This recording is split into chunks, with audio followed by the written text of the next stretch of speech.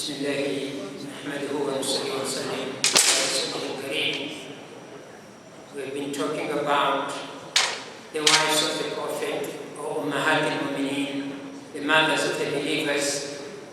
And I've been talking about the third wife of the Prophet after I've talked about Khadija bint Khuwaylid as the first wife, and then Sauda bint Zam'a as the second wife, and then I've been talking about Aisha radiallahu anha.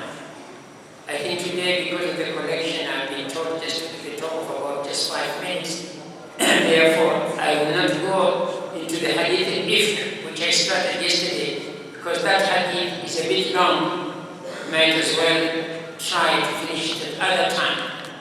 But I think I will just talk mainly why I'm talking about this, since the time is short. I told you at the beginning, I decided to talk about the wives of the Prophet ﷺ because people don't know much about these wives.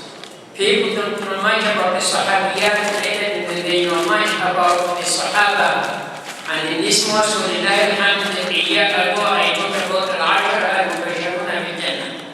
And I decided to talk about the wives of the Prophet and say that usually the enemies of Islam try to show that we don't have history, that our history is not as great as it is. And remember, I've been saying all the time that we have a lot of good history. This Sahaba came at the best century. خير القرون قبلي ثم الذين يلونهم ثم الذين يلونهم. Our Rasul said the best generation was the generation of the Prophet, and the generation which came after that is Tabi'in and Tabi'in. So Alhamdulillah, I still have been keeping talking about these people. I think by the end of the month we will have finished all these, inshallah, 11 wives of the Prophet and know their value. So that if enemies of Islam, either Mustashriqeen, the Orientalists, all those within ourselves who claim to be Muslim, but all their joy is to talk in about the Sahaba, whether they are Aisha al-Mubashiruna or whether they are wives of the Prophet, at least will be well armed and will not be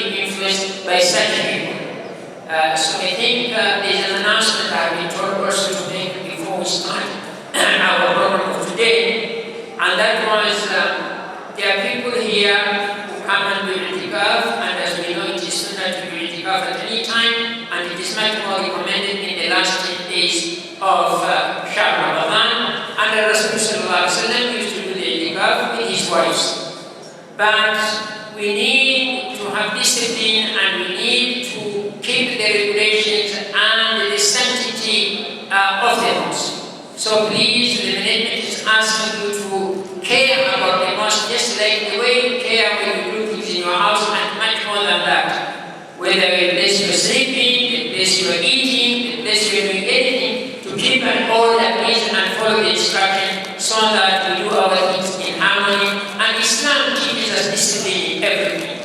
Inshallah, I think with the permission of the organizers, I will stop there because I don't want to talk quite a lot. I've been told just 5 minutes so that we don't eat so much of the other time and we have the time for our programs, inshallah.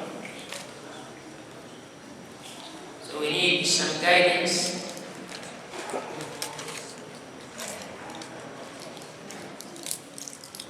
Because I was trying to make it a bit short so that I get more time. Are we starting straight away with the election, or we will be praying? I think,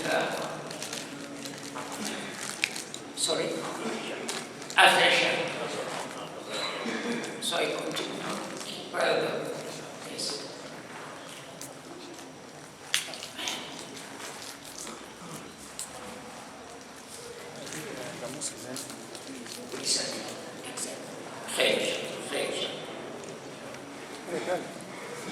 Now, I said I'm not going to talk about the hadith al-Ifk, but I will talk a few hadiths talking about Sayyidina Aisha radiallahu anha.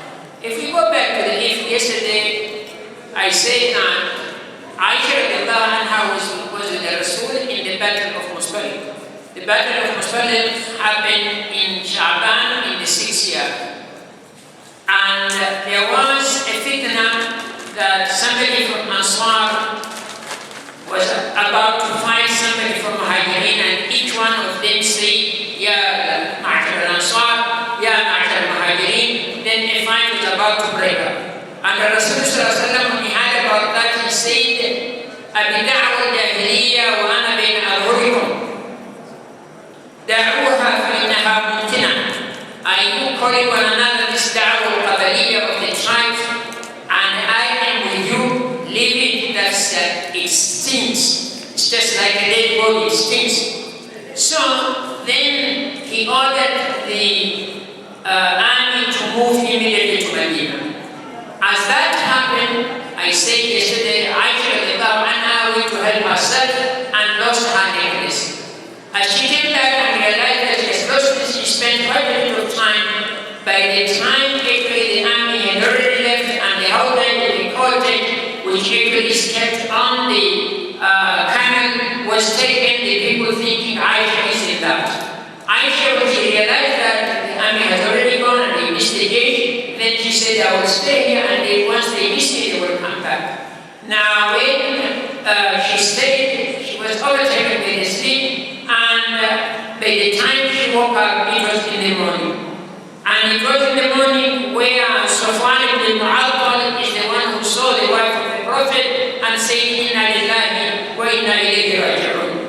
And then he just brought the camel very near, and Aisha brought the camel, and he never said a word, nor did Aisha say any word. Then they went like that until they met the Jaysh. And when they met the Jaysh, people started talking in different way. People like Abdullah bin Ubay bin Salul, Rais al-Munafiqeen, the head of the Munafiqeen, started talking ill, and they had the beef started there, that these two young people must have done something, and all was clear. By the time they reached Medina, that was the news. And the Prophet ﷺ stayed for about 1 month without getting any revelation about these things. Why? The Munafiqeen and some of the people who are Muslims started talking ill or started spreading this information, which was not true. The Prophet one time went into the member and said, who is going to save me from somebody who is speaking ill about my wife? Of course, he didn't mention the name, because Abdullah bin Ubay bin Salul. Then somebody from the outside, and then Rasulullah to kill him, and then this is Usayd ibn Ubayr, and then somebody from Khazraj, actually Ubadah the bishop, he started arguing, defending that this individual because he belonged to his tribe of Khazraj, so the Rasulullah pulled them down. Then he said like that, and Aisha didn't know. She was sick for some time and said that I found that the Prophet ﷺ was not treating me well. She would just ask me how you feel and just leave. And that is usually not the way he has been treating me. Then one day, she was moving out to go and help herself with a lady actually Misbah. This lady was about Misbah. This lady was about to fall and then cast his son Misbah. And Aisha said, why are you casting the son? And she told Aisha, you don't know what is going on, you don't know about the story, what people talk about you. And this is the time Aisha learned that people have been talking about her, that she did something bad. That is why she delayed in coming out from the army to come to Medina. Then Aisha, when she realized that is the story, she said, I wanted to ask permission from Rasulullah ﷺ so that I visit my parents and I try to see how authentic and how true and how much this story has spread. So Rasulullah accepted and he went to the mother. And she asked the mother what happened. The mother told her, my dear daughter, she started crying. This is normal that when somebody is liked so much by the husband and that husband is married to so many wives, there will be a lot of talks against you. So she says, SubhanAllah, are people talking about it? Say yes. So anyway, I think please, whenever you want to stop me, just stop me. Otherwise, I was trying to keep on talking until at least there are many people. Aisha remained for about 3 days just crying. Then the third day, the Prophet ﷺ came and talked to Aisha and said, Ya Aisha, I heard this and this about the situation, and people talk about this and this. If you are bari'ah, if you are innocent, then Allah will prove that you are innocent. If you have done anything wrong, then then the best thing is to repent, because Allah accepts people who repent. So Aisha said, I stopped my crying and all the tears just went off, and I asked my mother and father, I asked each one of them, can you respond to what the Prophet has said? Abu Bakr said, Aisha, I don't know what to tell the Prophet. The mother said, yeah, Aisha, I do not know what to tell the Prophet. So Aisha said then, and I'm very young, I started talking to the Prophet and said to all of them, this information has spread so much and you have started actually believing it. If I'm going to say I never did it and I did it and a bari'a, then you will not accept it. And if I say that I did it and I know that I never did it, then you will accept it. So therefore, I'm not going to say anything except what Abu Yusuf, and he said by my anger I even forgot the name of Abu Yusuf, that it is Yaqub. She said, all what I'm going to say is what Abu Yusuf said, فَصَبٌ جَمِيلٌ وَاللَّهُ الْمُسْتَعَانُ عَلَى مَا تَصِفُونَ. All what I can do is to have sabr, patience against these people who have accused me for something which is wrong. Then he said, I just faced the wall and just kept quiet. Within minutes, Rasulullah was receiving the revelation, and he knows when that happens. And immediately after that, he saw that the Rasulullah started actually smiling and laughing and told Aisha, Amma Allahu qad baraki. Oh Aisha, Allah has already defended you that you are innocent. So the mother of Aisha told her, Aisha, Qumi Rasulullah stand up for the Rasulullah. Aisha, because she felt very bad and she felt that she is innocent, she said, Wallahi, I'm not going to stand for Rasulullah. I'm only going to thank Allah subhanahu wa ta'ala who has revealed this revelation to purify my name. That was the story actually about the Eid. And because of that, in Surah An-Nur, there are 10 verses to explain that Aisha is innocent and to explain how great Aisha is. Now, of course, the people who are given the punishment of 80 strokes. What I want to finish up with is this. This story happened, and the people started talking ill about Aisha, specifically the Munafiqun. But we have Munafiqun today who are talking ill about Aisha and others, even though they know that Aisha is bari, and they know that there are 10 verses that have been revealed, and if somebody now accuses Aisha for that, he is going against the Qur'an, he is kafir. And these people are there and they keep on talking ill about Aisha, about Abu Bakr, about Umar, about Uthman, as I've been saying all the time. So this is actually briefly what happened on the Hadith al-If, when you hear Hadith al-If. And if you have time, as I told you yesterday, you can read Surah An-Nur and you find those occasions and the verses and the explanation of what happened.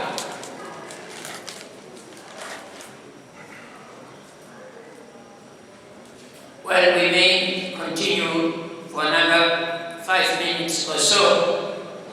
Aisha had a lot of virtues.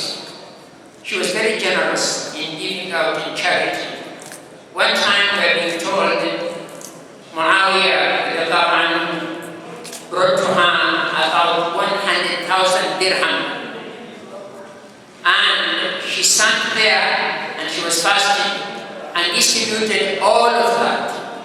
Now, the time of iftar, when she asked for the maid to bring her the iftar, it was khubz and zayt. It was just a hard bread and zayt, like oil, to use it. And one of the maids said, Yeah, Aisha, if you just kept 1 dirham out of that and bought for us meat, so that we can do the iftar with that.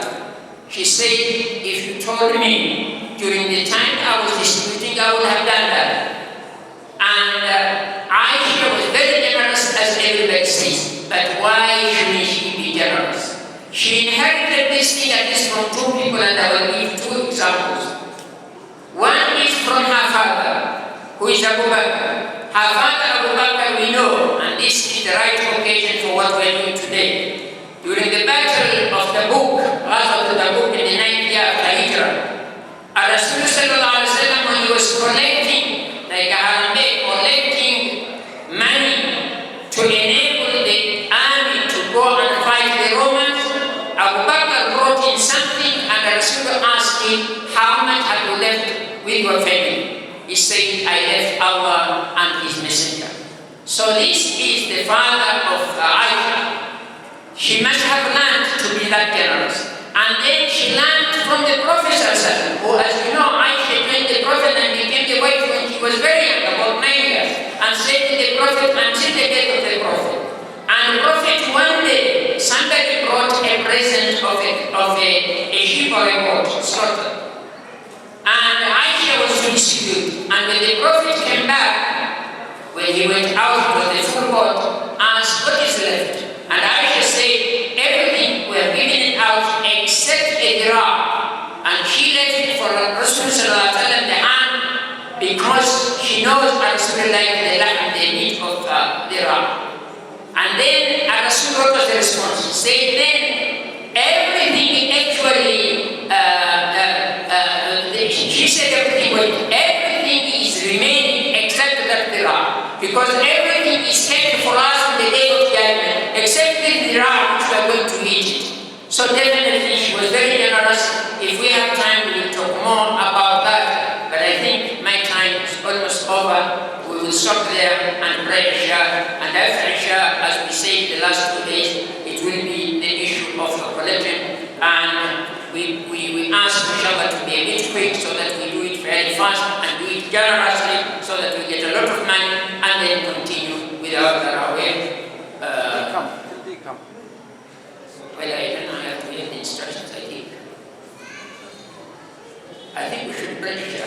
Oh, the Imam. Oh, yeah, the Imam comes. The Imam hasn't come. Okay. Aisha used to be, among the ibadah she used to do is sawm. She used to fast quite a lot. And she used to recite the dua and the Qur'an. One day, Urwa says, Urwa was saying, usually in the morning I pass through Aisha and greet her and then go to do my other things. One day I just passed through and found that Aisha radiallahu anha is praying, standing. And I started actually standing and waiting for her to finish until actually I got tired. And then I went to the souk and she was repeating a specific verse. And when I went to the souk and came back, I had her still continuing praying and repeating the same verse and continued until I went away. So these are the people devoted everything. Aisha asked the Prophet, you men, you go to jihad and get a lot of rewards. Can we go also for jihad?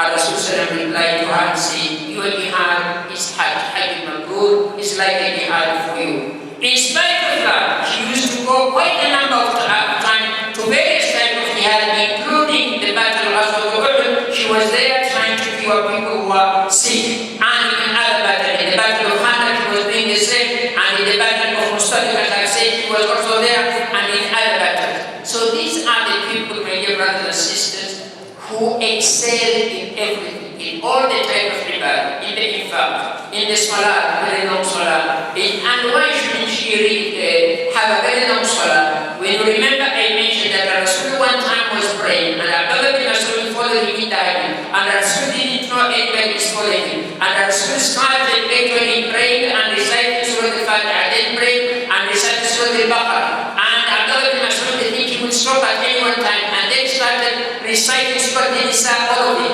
until he said that I wanted to do something bad. The Sahaba asked, what did you want to do, Abdullah bin Rasul? He said, I wanted to leave Rasul, I was so tired. So, and that is why people like Aisha, all of this, they have got the training from the right people, from Rasul, from the father and mother, from other Sahaba. This is one of the best generations. We need always to take the example and take them as their, to us as their role model.